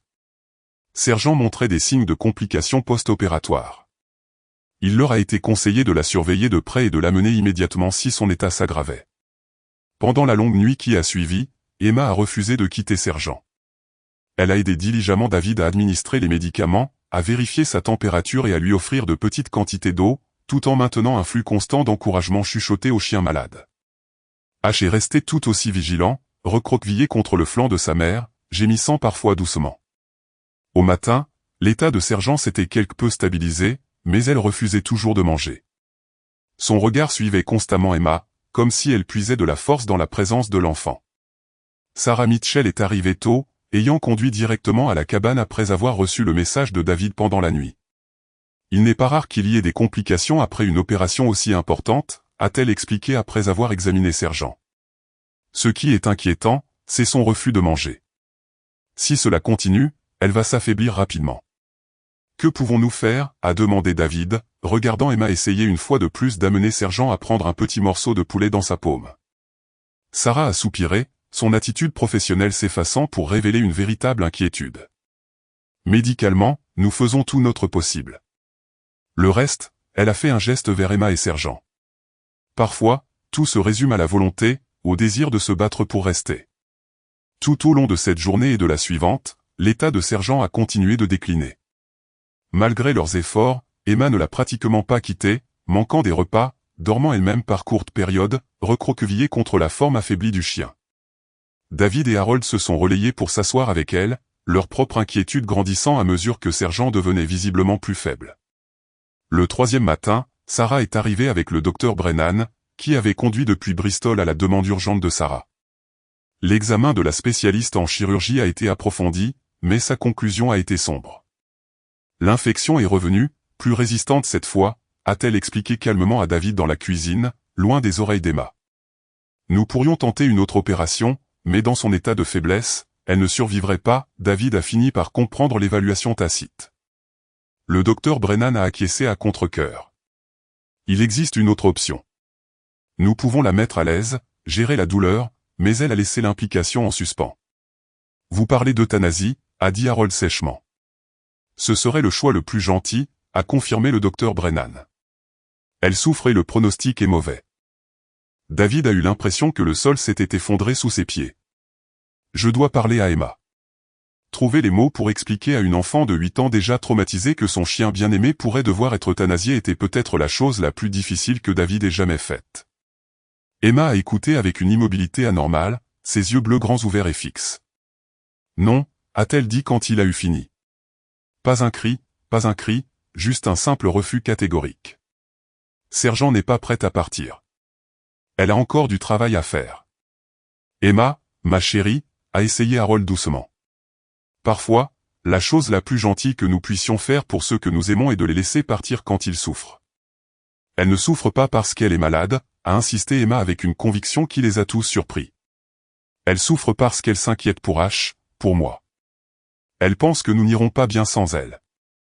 Les adultes ont échangé des regards inquiets, incertains de la manière de répondre à la projection par Emma d'émotions aussi complexes sur le chien. Mais avant que quiconque puisse formuler une réponse, Emma était déjà retournée auprès de Sergent, H la suivant de près. Par la fenêtre, David a regardé sa fille se pencher près du berger allemand affaibli, ses lèvres bougeant dans ce qui semblait être une promesse solennelle. Quoi qu'elle ait dit, les oreilles de Sergent se sont légèrement dressées, le premier mouvement de réaction qu'ils avaient vu depuis des heures. Je ne sais pas quoi faire, a admis David à son père, la voix brisée. Si nous perdons Sergent maintenant, après tout, je ne pense pas qu'Emma s'en remettra. Harold a posé une main ferme sur l'épaule de son fils. Fais confiance à ta fille, David. Elle comprend Sergent d'une manière que nous ne comprenons pas, il a regardé Emma, qui chuchotait toujours intensément au chien malade. Marie a toujours dit qu'Emma avait un don. Il est peut-être temps que nous le croyions vraiment. La soirée a apporté un calme tendu à la cabane des Wilson.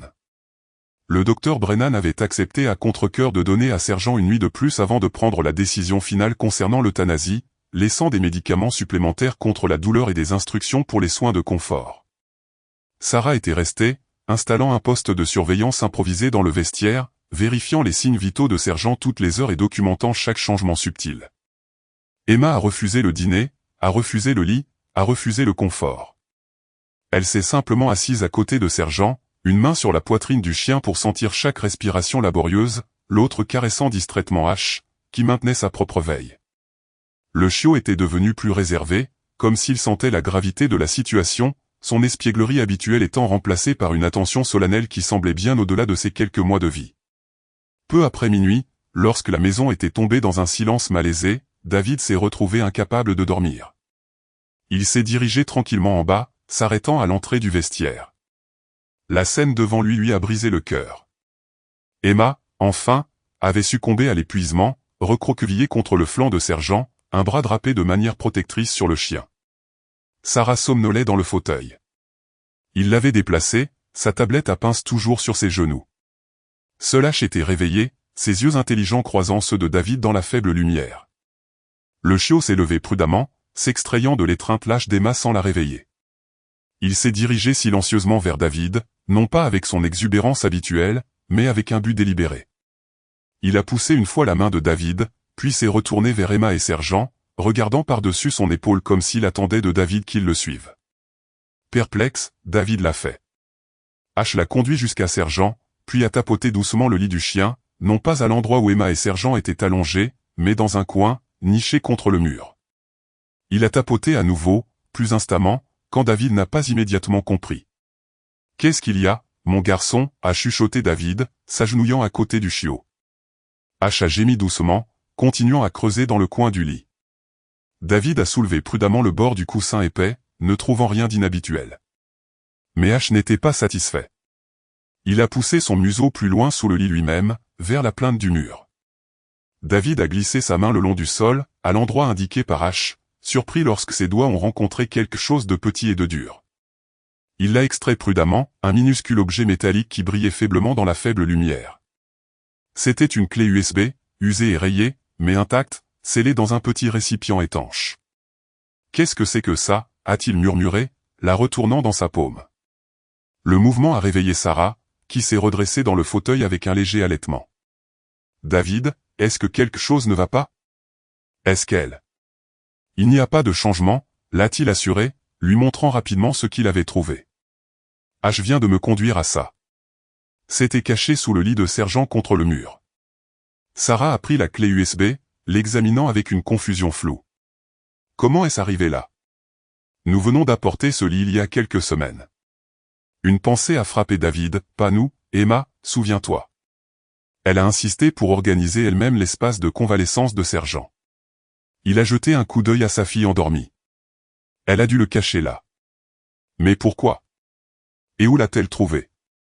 David n'avait pas de réponse. Il a empoché la clé, se promettant qu'il parlerait à Emma le matin. Pour l'instant, il s'est contenté d'ajuster la couverture sur les épaules de sa fille et de retourner à sa veille interrompue. Le matin n'a apporté aucune amélioration à l'état de sergent.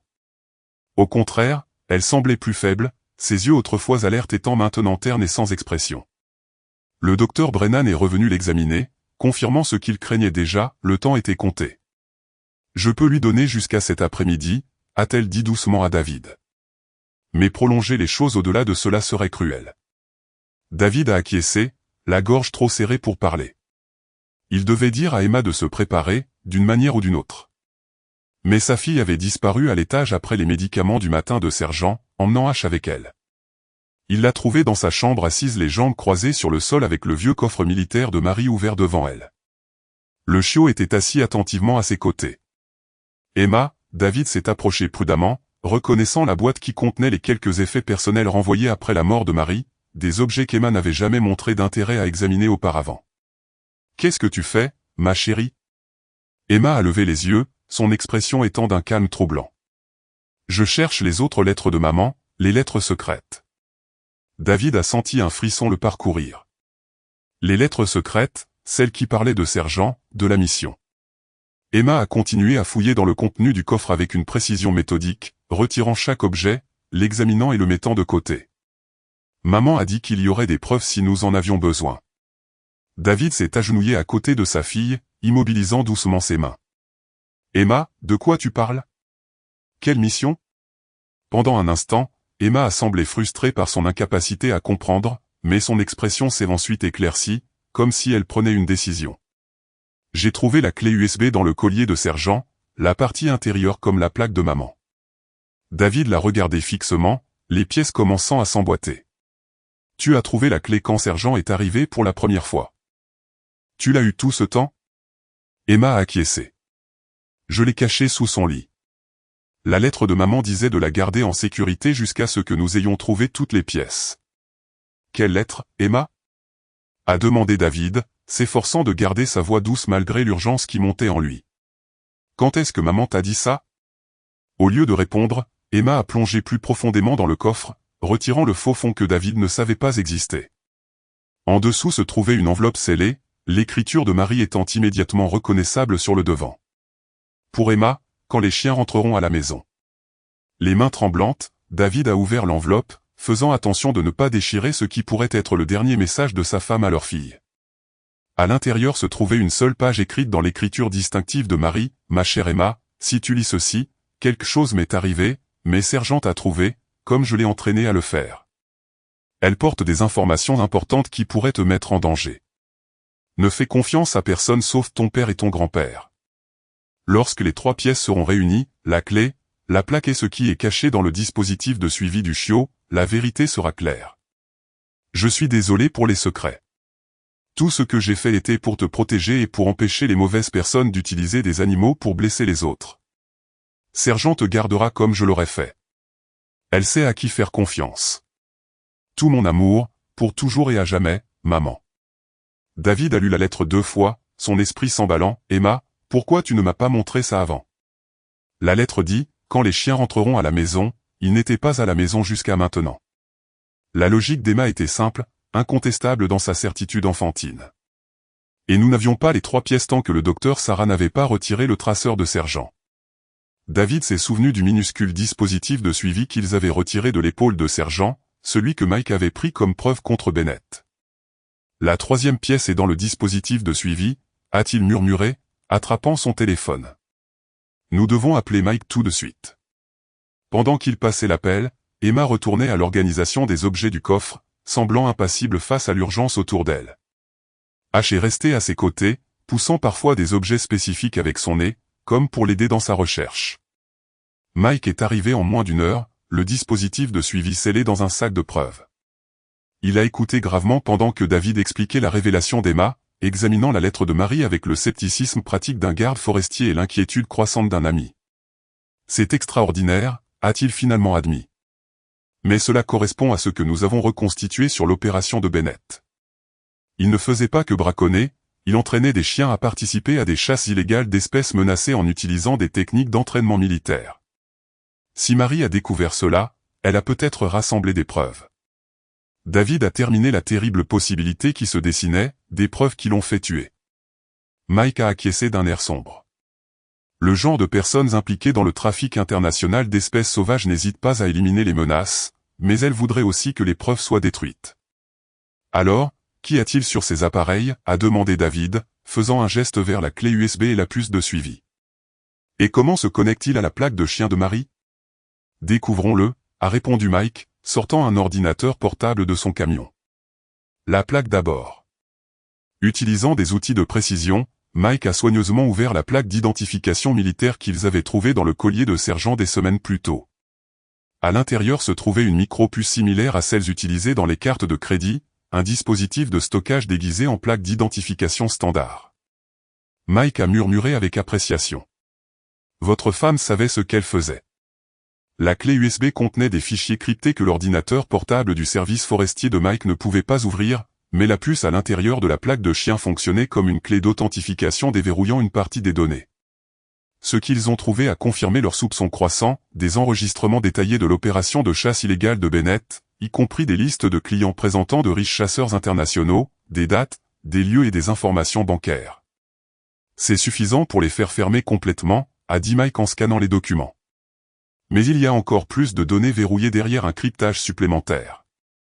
Nous avons besoin de ce qui se trouve dans ce dispositif de suivi. Le 3e composant s'est avéré plus difficile. Le minuscule traceur avait été endommagé, à la fois par son séjour sous la peau de sergent et par le processus d'extraction. Mike a travaillé avec soin en le connectant à un équipement spécialisé de son camion, tandis que David retournait au vestiaire pour vérifier sergent et mettre Sarah au courant. Ce qu'il a trouvé l'a figé sur place. Dans l'embrasure de la porte, sergent était assise faiblement, tremblante, mais droite, avec Emma agenouillée devant elle, son front pressé contre le museau du chien dans ce qui ressemblait presque à une communion. H tournait autour d'eux, sa queue remuant avec un espoir prudent. Elle réagit, a chuchoté Sarah depuis le fauteuil, l'incrédulité évidente dans sa voix. Sa fièvre est tombée. Je ne peux pas l'expliquer, mais elle se bat à nouveau. David a regardé et m'a chuchoté quelque chose à sergent et le chien a répondu par le plus léger tapotement de sa queue contre le lit. Le moment semblait sacré, une communication au-delà de sa compréhension. David. L'appel urgent de Mike a brisé le sort. Tu dois voir ça maintenant. Dans le salon, Mike avait réussi à extraire des données du dispositif de suivi endommagé. Sur l'écran se trouvaient des photographies, des dizaines d'entre elles, montrant Bennett avec divers clients internationaux debout au-dessus de tueries illégales. Plus accablantes étaient les images d'installations d'entraînement où des chiens, y compris des bergers allemands qui ressemblaient remarquablement à sergent, étaient conditionnés en utilisant des méthodes cruelles. Marie a tout documenté, a dit Mike, en faisant défiler les preuves, nom, date, lieu. Bennett ne faisait pas que braconner lui-même. Il dirigeait une opération de chasse illégale haut de gamme dans plusieurs États, utilisant des chiens entraînés pour traquer des espèces menacées. Et Marie a découvert cela comment, a demandé David, s'efforçant de concilier ces nouvelles informations avec ce qu'il avait connu du travail militaire de sa femme. Mike a pointé un dossier intitulé « Opération Gardien ». À l'intérieur se trouvaient des documents d'apparence officielle détaillant une initiative conjointe de conservation de la faune militaire, à laquelle Marie avait apparemment participé. Elle a été chargée d'enquêter sur la disparition de chiens entraînés par l'armée, a expliqué Mike en scannant les fichiers, des chiens comme sergent. L'armée perdait la trace des chiens de travail après leur libération. Les chiens ayant une formation spécialisée valaient des milliers de dollars pour les bons acheteurs. Un nouveau document est apparu à l'écran, un registre de programme d'élevage avec la photographie et les détails de sergent. À côté se trouvait une photo d'une portée de chiots, dont l'un était incontestablement H. Elle documentait toute l'opération de Bennett, a réalisé David. Pas seulement le braconnage, mais aussi le trafic de chiens, et s'assurant que les preuves survivraient même si elles ne le faisaient pas, Mike a ajouté sobrement, ces 3 pièces, séparées et cachées, chacune inutile sans les autres. Votre femme était brillante, David. Une commotion provenant du vestiaire les a interrompus, Sarah appelant le nom de David avec une urgence à l'armée. Ils se sont précipités en arrière pour trouver Emma debout à la porte arrière ouverte, H à ses pieds, tous deux regardant les bois avec une concentration intense. Elle s'est juste levée et est sortie, a expliqué Sarah, faisant un geste vers la cour où sergent se dirigeait lentement, instablement, vers la ligne des arbres. Je n'ai pas pu l'arrêter et Emma a insisté pour que nous n'essayions pas, elle a entendu quelque chose, a dit Emma sans se retourner. Quelqu'un arrive. À peine les mots avaient-ils quitté sa bouche que le bruit de véhicules approchant de l'avant de la cabane les atteignait. Non pas le grondement familier du camion de Harold revenant de la ville, mais le grognement agressif de plusieurs moteurs se déplaçant trop vite sur leur allée privée. La main de Mike est allée instinctivement à son arme de service.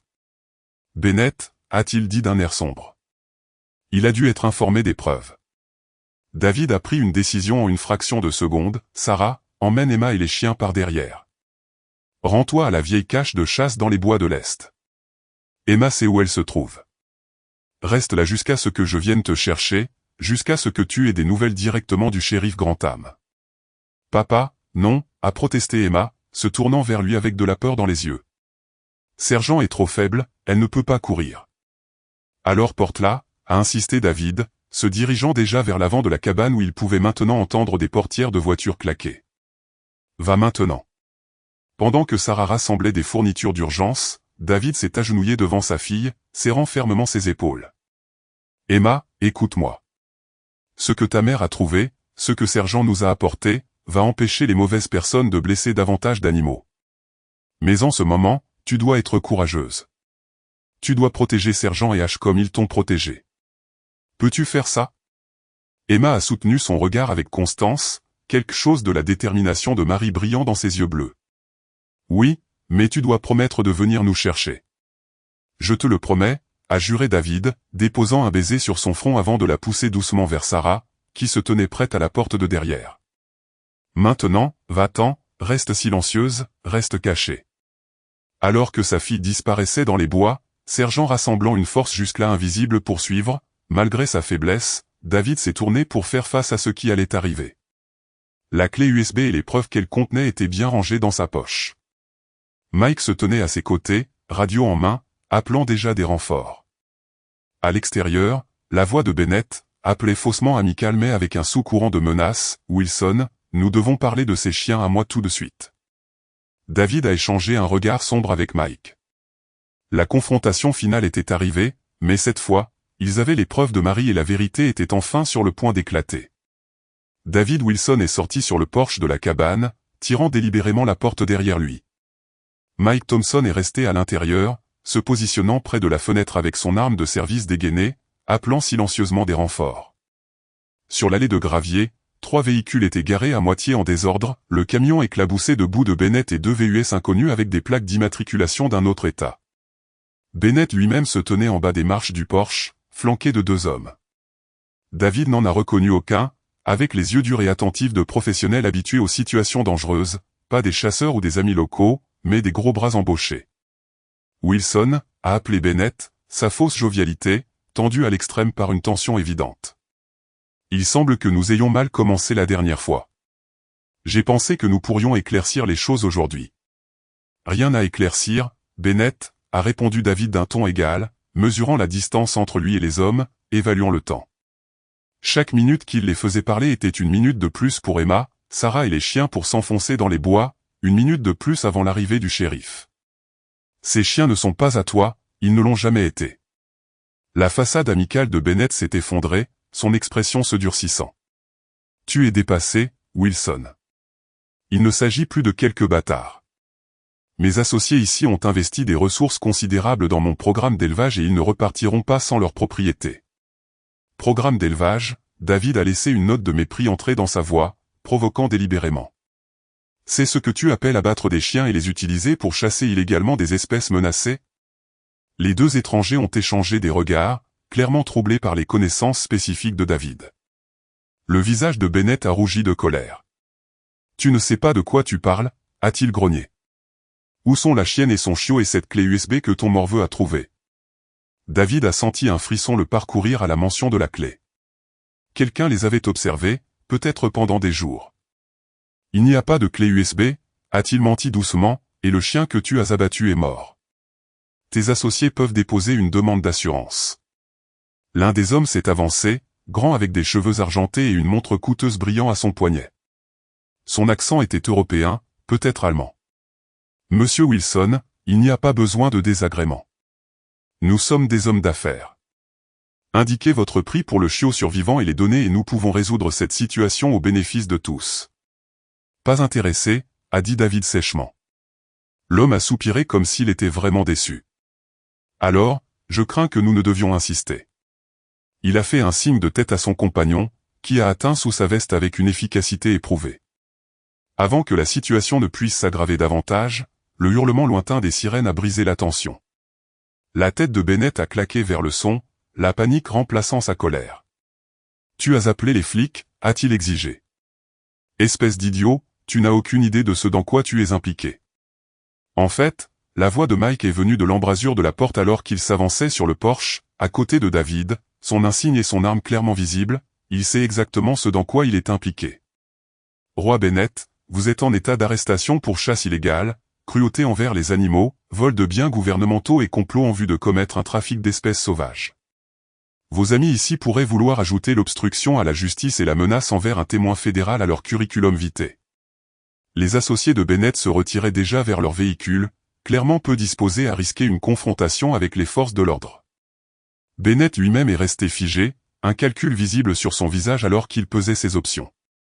Ce n'est pas fini, a-t-il finalement craché, reculant vers son camion. Ces chiens sont toujours à moi. J'ai les papiers. Des faux papiers, a interrompu Mike calmement, contredit par les dossiers de service militaire et les données de la micropuce que nous avons récupérées. C'est fini, Bennett.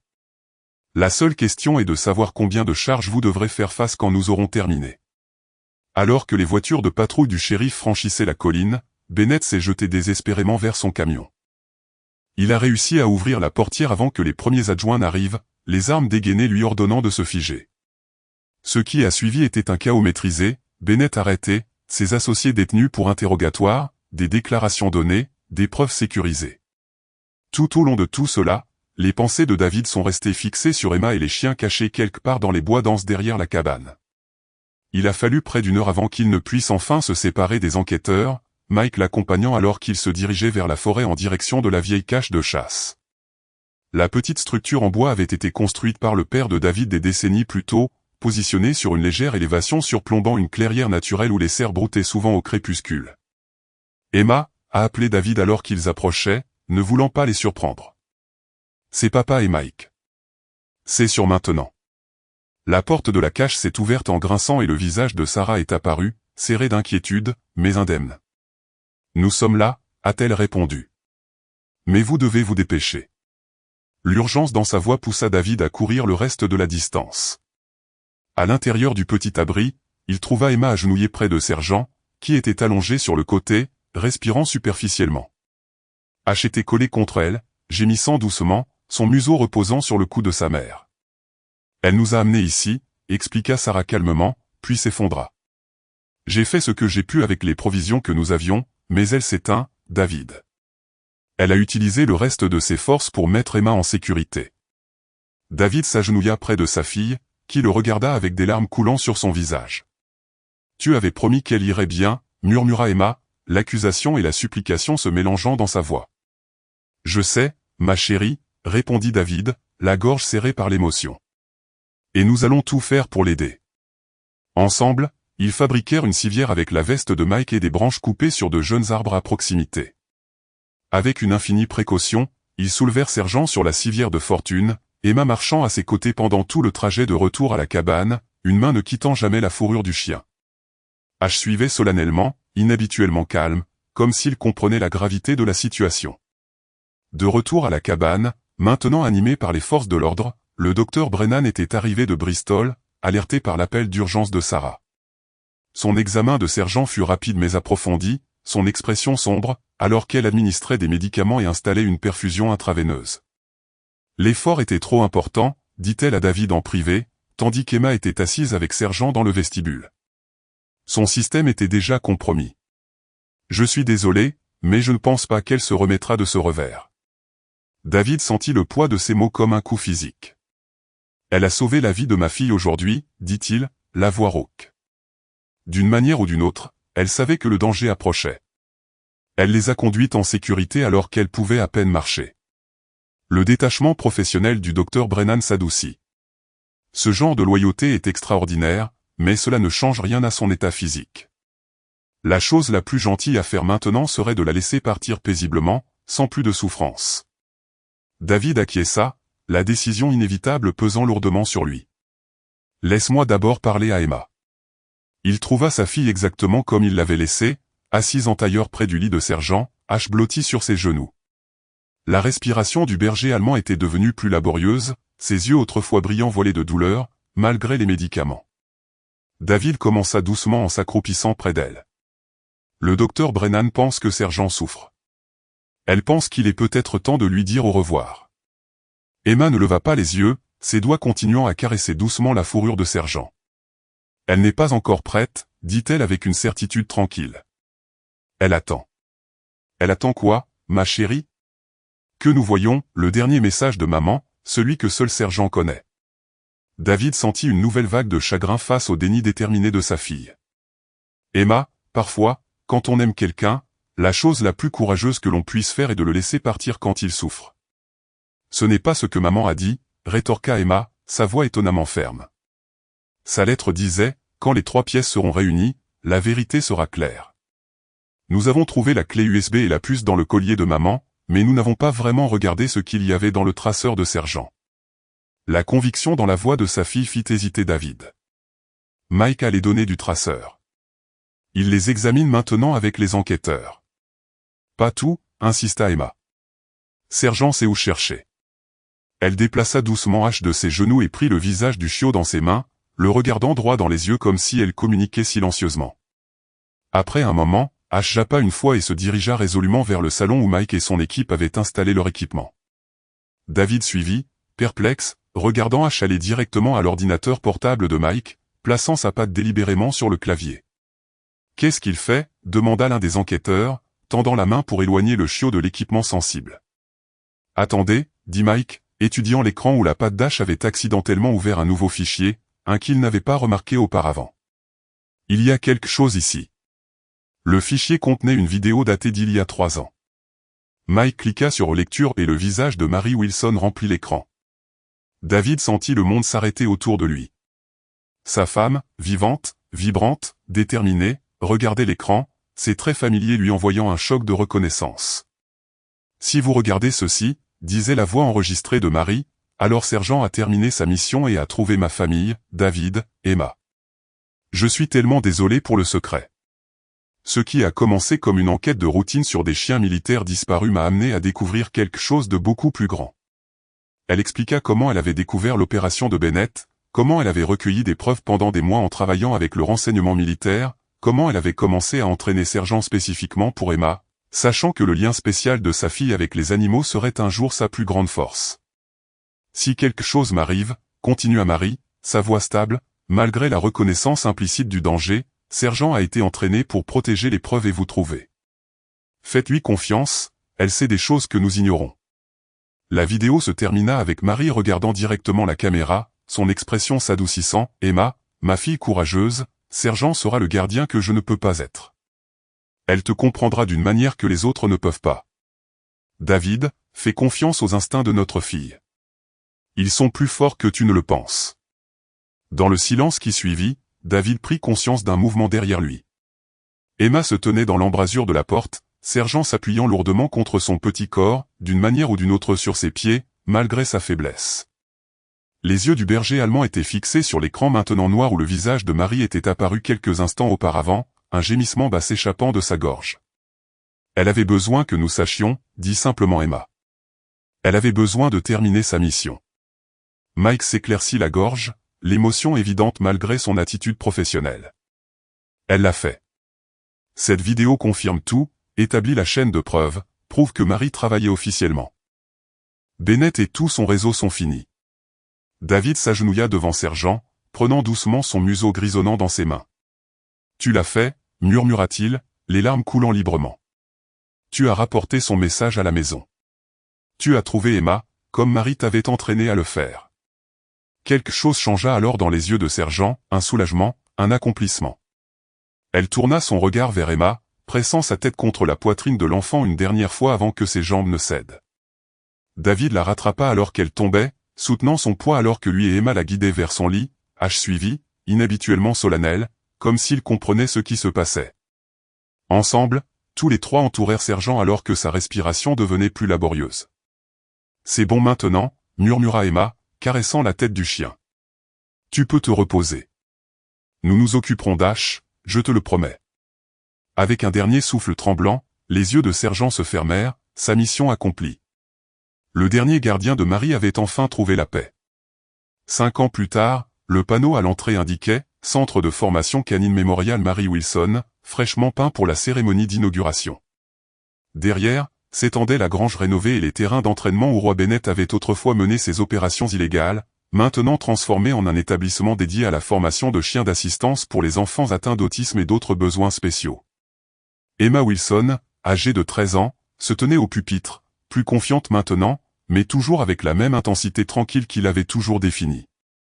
À ses côtés était assis Ash, maintenant un magnifique berger allemand adulte, avec les yeux intelligents et la loyauté inébranlable de sa mère.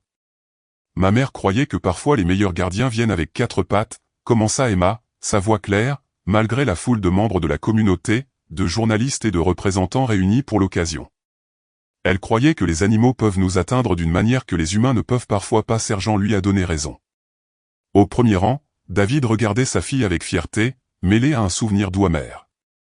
Les 5 dernières années avaient apporté des défis, des audiences de garde, des procès criminels où Emma avait témoigné au sujet de la maltraitance animale de Bennett, l'adaptation continue à la vie après un traumatisme. Mais elles avaient aussi apporté la guérison. Emma continua son discours en expliquant comment le centre jumellerait des chiens spécialement entraînés avec des enfants qui, comme elle, vivaient le monde différemment, comment chaque chien serait sauvé de refuges ou de situations difficiles, recevrait un but et un foyer permanent. Comment Ash lui-même était devenu la première démonstration de succès du programme, aidant Emma à gérer les interactions sociales au collège et le deuil persistant de multiples pertes. Derrière la scène, la première classe de chiens en formation attendait, avec leurs maîtres, des bergers allemands, des labradors et des races mixtes, tous sélectionnés pour leur intelligence et leur empathie, tous commençant leur voyage vers le rôle de gardien de quelqu'un. Alors qu'Emma terminait ses remarques, elle s'agenouilla près d'Ash, enroulant ses bras autour de son cou dans un geste qui était devenu familier au fil des ans. « Maman a envoyé Sergent pour me sauver », dit-elle à l'auditoire. « Maintenant, nous allons en sauver d'autres, car parfois, un chien n'est pas qu'un animal de compagnie.